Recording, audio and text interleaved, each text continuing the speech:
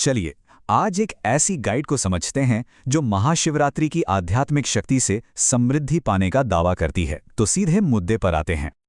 इस गाइड का जो सबसे बड़ा दावा है वो सच में काफी हैरान करने वाला है। कहा जा रहा है कि इस एक रात में कुछ खास काम करके पीढ़ियों की गरीबी तक मिटाई जा सकती है। तो सवाल ये उठता है कि आखिर इस एक रात में ऐसा क्या खास है।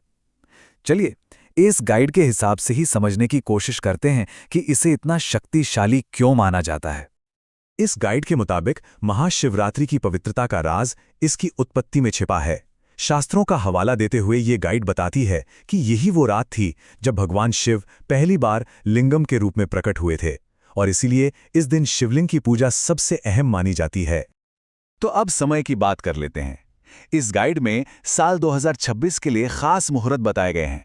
ध्यान देने वाली बात यह है कि चतुर्दशी तिथि 15 फरवरी की शाम को ही शुरू हो जाएगी, लेकिन पूजा के लिए जो सबसे शुभ समय बताया गया है वो 16 फरवरी की आधी रात का है।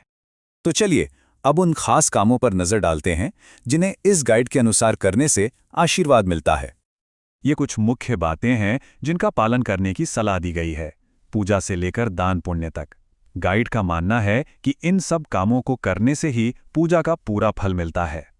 पूजा का पूरा फायदा मिले इसके लिए एक खास क्रम भी बताया गया है। इस गाइड के मुताबिक शुरुआत हमेशा भगवान गणेश से, फिर कार्तिकेय, नंदी, माता पार्वती और सबसे आखिर में भगवान शिव की पूजा होनी चाहिए। कहा जाता है कि अगर ये क्रम टूट जाए तो पूजा अधूरी रह सकती है। देखिए, जितना जरूरी ये जानना है कि क्या करना है, उतना ही बल्कि शायद उससे भी ज्यादा जरूरी ये जानना है कि क्या नहीं करना है।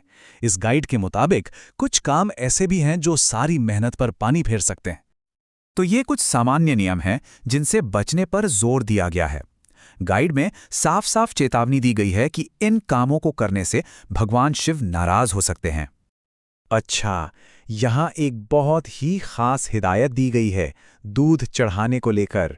गाइड का दावा है कि तांबे के बर्तन में रखा दूध या दही जहर के समान हो जाता है, इसलिए अभिषेक के लिए हमेशा स्टील, पीतल या चांदी के बर्तन का ही इस्तेमाल करना चाहिए। इसी तरह कुछ चीजें ऐसी भी हैं जिन्हें पूजा में इस्तेमाल करने की सख्त मनाही है, जैसे हल्दी और कुमकुम। गाइड के अनुसार ये चीजें सौभाग्य से जुड़ी हैं, जबकि शिवलिंग वैराग्य का प्रतीक है, इसलिए इन्हें शिवलिंग पर नहीं चढ़ाना चाहिए।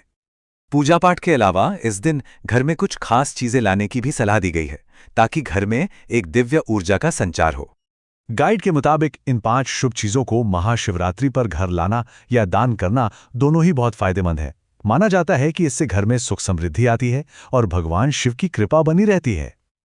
और अब हम आते हैं इस गाइड के उस हिस्से पर जिसे इस पूरे अनुष्ठान का सबसे शक्तिशाली और गुप्त अंग बताया गया है, और वो है कुछ खास दिव्य पेड़ों से जुड़ना। तो सवाल यही है कि आखिर वो कौन से पेड़ हैं जिनमें इस खास रात को दिव्य शक्ति आ जाती है। इस लिस्ट में सबसे पहला नाम है बेल के पेड़ का।